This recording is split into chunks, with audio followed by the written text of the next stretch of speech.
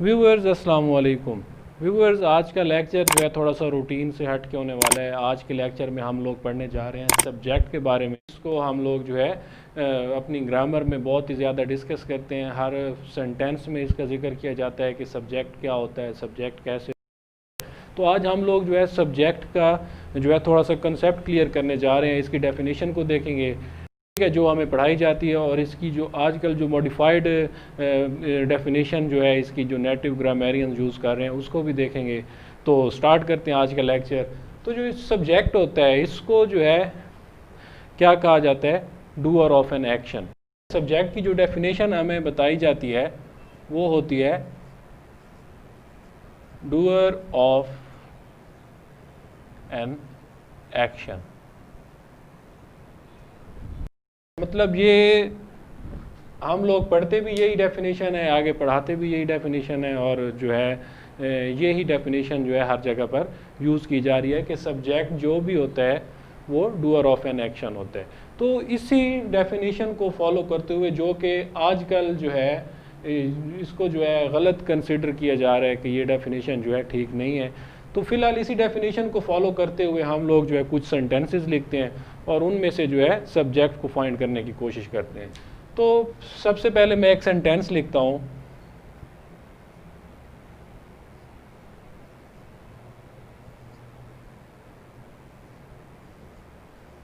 He is reading a poem.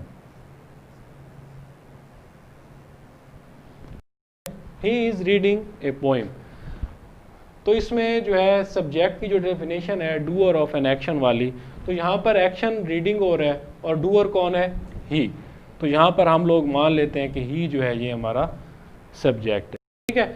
इसके अलावा एक बात और मैं बता दूँ आपको, सेंटेंस जो होता है, एक बात मैं आपको और बता दूं कि जो भी सेंटेंस होता है, ठीक है, उसके स्ट्रक्चर में क्या होता है, subject plus verb plus object, complement और एडवर्ब वगैरह आ जाते हैं। तो एक सेंटेंस जो होता है उसमें सब्जेक्ट और वर्ब का होना लाजमी होता है। अगर सब्जेक्ट नहीं होगा, खाली वर्ब होगा, तब भी वो सेंटेंस नहीं कहलाएगा। अगर खाली वर्ब होगा और सब्जेक्ट नहीं होगा तो तब भी जो है वो सेंटेंस जो है वो सेंटेंस नहीं कहलाएगा। तो इसलिए सब्जेक्ट और वर्ब का होना लाजमी होता है। तो यहाँ पर इसको अगर हम लोग मान लेते हैं कि ही जो है ये हमारा सब्जेक्ट है और वर्ब भी इसके साथ मौजूद है, रीडिंग, ठीक है, तो ये हमारा जो है सेंटेंस है। और सब्जेक्ट की जो डेफिनेशन हमने लिखी है इसके मुताबिक तो ही जो है ये हमारा सब्जेक्ट आ रहा है। अच्छा, नेक्स्ट बढ़ते हैं।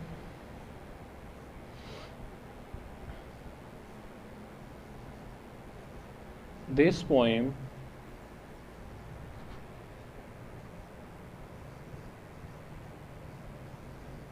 is written by Iqbal. अब सब्जेक्ट की डेफिनेशन क्या थी, subject is a doer of an action. तो एक्शन यहाँ पर क्या है, राइटिंग का हो रहा है, ठीक है, और डूअर कौन है, इकबाल।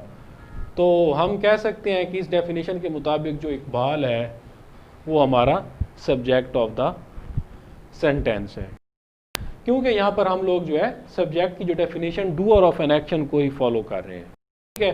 तो यहाँ पर ठीक है, हम लोगों ने मान लिया कि जो इकबाल है वो हमारा डूअर ऑफ एन एक्शन है। तो नेक्स्ट सेंटेंस देखते हैं।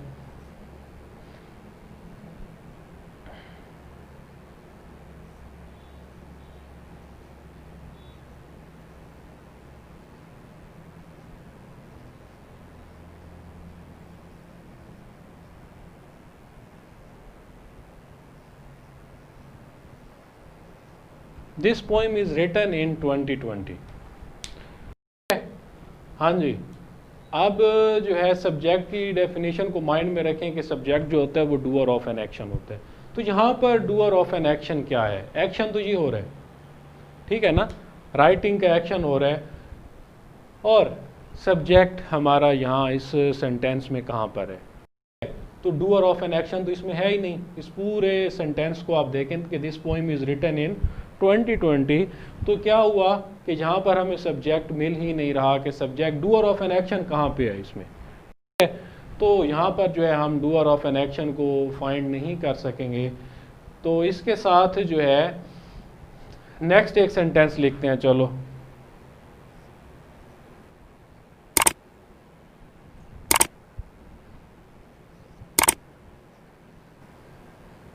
Open the door.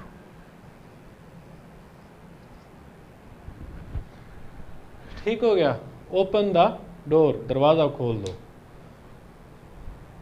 एक बात आपने माइंड में रखना है कि ये सारे सेंटेंस हैं और सेंटेंस के लिए सब्जेक्ट और वर्ब का होना लाजमी है। अगर इनमें से एक भी नहीं होगा तो हमारा वो सेंटेंस नहीं होगा। जैसे हमने इसमें देखा है कि the poem is written in 2020, तो हमें इसको जब भी हम कहेंगे कि ये जो सेंटेंस है ये हमारा वाकई में एक सेंटेंस है, तो फिर हमें प्रूव करना पड़ेगा कि इसमें सब्जेक्ट भी हो और वर्ब भी हो। तो यहाँ पर हमें वर्ब तो मिल रहा है, एक्शन तो मिल रहा है, लेकिन सब्जेक्ट जो डूअर ऑफ एन एक्शन है वो हमें इस सेंटेंस में कहीं पर नज़र नहीं आ रहा। इसी के साथ नेक्स्ट सेंटेंस है ओपन द डोर। ठीक है, तो इस सेंटेंस में क्या है, वर्ब तो हमें मिल रहा है ओपन, वर्ब हमें मिल रहा है, लेकिन वेयर इज़ आवर सब्जेक्ट। हम सब्जेक्ट कहाँ से लाएंगे, जो कि सब्जेक्ट का मतलब क्या होता है, डूअर ऑफ एन एक्शन। तो यहाँ पर हमें जो है डूअर ऑफ एन एक्शन कहीं पर भी नज़र नहीं आ रहा। तो नेक्स्ट चलो एक और सेंटेंस लिखते हैं।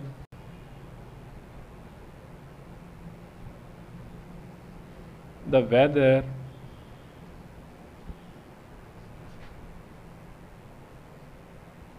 Is pleasant. ठीक है, द वेदर इज प्लेजेंट। तो यहाँ पर जो है एक्शन भी कोई नहीं हो रहा और सब्जेक्ट भी कोई नहीं। ठीक है, कैसे, सब्जेक्ट तो डूअर ऑफ एन एक्शन को कहते हैं, यहाँ पर एक्शन हो ही नहीं रहा तो डूअर कहाँ से हो। तो वर्ब जो है यहाँ पर टू बी की फॉर्म में है। वर्ब टू बी जो हमने वर्ब के लेक्चर में पढ़े थे, अगर आप लोगों ने वो वर्ब का लेक्चर नहीं देखा तो उसका लिंक जो है आपको आई बटन में मिल जाएगा, तो काइंडली उस लेक्चर को भी जो है देख लीजिए ताकि आप जो है वर्ब के बारे में मुकम्मल जो है इन्फॉर्मेशन हासिल कर सकें। तो बात हो रही थी डूअर ऑफ एन एक्शन की, सब्जेक्ट की, कि सब्जेक्ट होता क्या है सेंटेंस में। तो सब्जेक्ट जो होता है वो डूअर ऑफ एन एक्शन होता है। यहाँ पर हमें पता चला कि ही जो है ये डूअर ऑफ एन एक्शन है, और एक्शन कौन सा हो रहा है, रीडिंग का। This poem is written by Iqbal, तो इसमें भी हम लोगों ने देखा है कि जो है एक्शन रिटन को हो रहा है और डूअर कौन है, इकबाल है। लेकिन नेक्स्ट सेंटेंस जो हमने यहाँ पे लिखा है, this poem is written in 2020, तो इसमें जो है एक्शन तो हो रहा है, वर्ब तो मौजूद है, लेकिन हमें doer of an action subject नहीं मिल रहा इस डेफिनेशन के मुताबिक। उसके बाद हमने एक सेंटेंस लिखा है ओपन द डोर, दरवाज़ा खोल दें। तो यहाँ पर जो है एक्शन तो हमें नज़र आ रहा है, वर्ब तो नज़र आ रहा है ओपन, लेकिन जो है डूअर ऑफ एन एक्शन नज़र नहीं आ रहा। और इस चीज़ को हम जो है सेंटेंस प्रूव ही नहीं कर सकते जब तक हम जो है इसमें से सब्जेक्ट और वर्ब दोनों को फाइंड ना कर लें। और इसके बाद हमने एक सेंटेंस लिखा है द वेदर इज़ प्लेजेंट, तो वर्ब टू बी तो इसमें मौजूद है, लेकिन जो है हमें यहाँ पर सब्जेक्ट जो है कहीं पर नज़र नहीं आ रहा। इस डेफिनेशन को फॉलो करते हुए कि सब्जेक्ट जो होता है वो डूअर ऑफ एन एक्शन होता है। तो जैसा कि हम लोगों ने एक डेफिनेशन को पकड़ा डूअर ऑफ एन एक्शन को, और हमने इसमें से जो है डूअर ऑफ एन एक्शन जो है फाइंड करने की कोशिश की, तो हमें जो है दो सेंटेंसेस के अलावा कहीं पर भी डूअर ऑफ एन एक्शन नहीं मिला। क्यों नहीं मिला? क्योंकि ये जो हम सब्जेक्ट की जो डेफिनेशन ये करते हैं डूअर ऑफ एन एक्शन, ये सिरे से जो है डेफिनेशन ही गलत है। या ये कुछ दौर पहले तक तो ये चलती रही थी, लेकिन अब जो है इसका कोई जो है अमल दखल नहीं है। ठीक है, तो ये डेफिनेशन जो है अब तकरीबन ख़त्म हो चुकी है। तो इसमें मैं अगर आपको कहूँ कि ये डेफिनेशन गलत है और सही डेफिनेशन क्या है कि जो डूअर ऑफ एन एक्शन होता है वो होता है एजेंट। एजेंट जो होता है हमारा वो होता है डूअर ऑफ एन एक्शन। और एजेंट लाजमी नहीं है कि हर सेंटेंस में पाया जाए, एजेंट ना भी हो तब भी हमारा जो है सेंटेंस कंप्लीट होता है। पहले हम कर रहे थे सब्जेक्ट को डूअर ऑफ एन एक्शन, लेकिन मैं कह रहा हूँ कि सब्जेक्ट जो है डूअर ऑफ एन एक्शन नहीं होता, बल्कि एजेंट जो होता है वो हमारा डूअर ऑफ एन एक्शन होता है। और एजेंट हो या ना हो कोई फ़र्क नहीं पड़ता, सेंटेंस आपका कंप्लीट हो जाता है। अब सवाल ये है कि सब्जेक्ट क्या होते हैं। ठीक है, सवाल हमारा वही है कि अब सब चलो ठीक है कि डूअर ऑफ एन एक्शन जो है वो एजेंट हो गया, फिर सब्जेक्ट क्या होगा? तो सब्जेक्ट जो होगा वो हमारा होगा व्हाट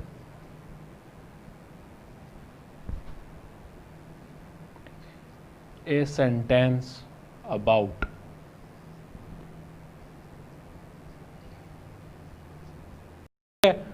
तो ये हमारी जो है सेंटेंस में सब्जेक्ट की डेफिनेशन होगी।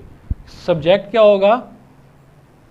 सब्जेक्ट होगा what is a sentence about, कि सेंटेंस है किस चीज़ के मुतालिक, सेंटेंस में बात किस चीज़ की जा रही है, ना कि डूअर ऑफ एन एक्शन होगा। अब मैं कह रहा हूं कि डूअर ऑफ एन एक्शन जो होता है वो होता है एजेंट, और सब्जेक्ट जो होता है वो होता है what is a sentence about. तो अब हम इन्हीं दो डेफिनेशंस को माइंड में रखते हैं कि एजेंट जो होता है वो डूअर ऑफ एन एक्शन होता है, और सब्जेक्ट जो होता है वो what is a sentence about, कि जिस चीज़ के मुतालिक सेंटेंस में जो है बात की गई हो। इन दोनों डेफिनेशंस को माइंड में रखकर यहाँ से जो है अब हम लोग एजेंट और सब्जेक्ट को फाइंड करने की कोशिश करते हैं। तो यहाँ पर जो पहला सेंटेंस है ही इज़ रीडिंग ए पोइम, तो इसमें क्या है? एक्शन हो रहा है, और डूअर ऑफ एन एक्शन कौन होता है? एजेंट होता है। तो यहाँ पर जो ये हमारा ही है, इसको हम लोग कह सकते हैं कि ये हमारा जो है एजेंट है। इसके बाद जो है सेकंड सेंटेंस में this poem is written by Iqbal, तो क्या हो रहा है? एक्शन रिटन का, ठीक है। डूअर ऑफ एन एक्शन कौन है? इकबाल। तो इसमें हम लोग कह सकते हैं कि इकबाल जो है ये हमारा एजेंट है इस सेंटेंस में।